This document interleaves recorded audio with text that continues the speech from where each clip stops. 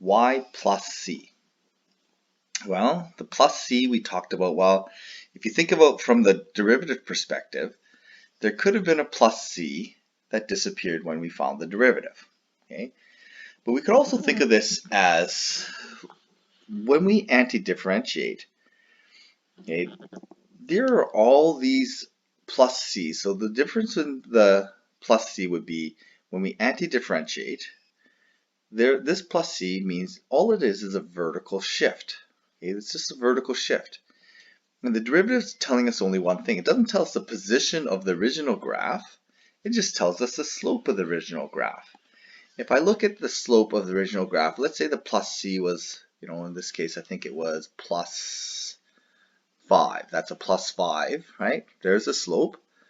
And if we look at plus 0 slope, the slope at that same point at x equals 1, the slope of plus 0 gives us the exact same slope as the red line.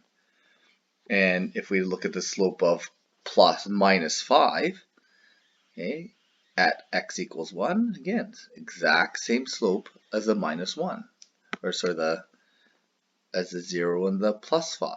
Okay, so this slope at that same x coordinate is going to give us the exact same slope values.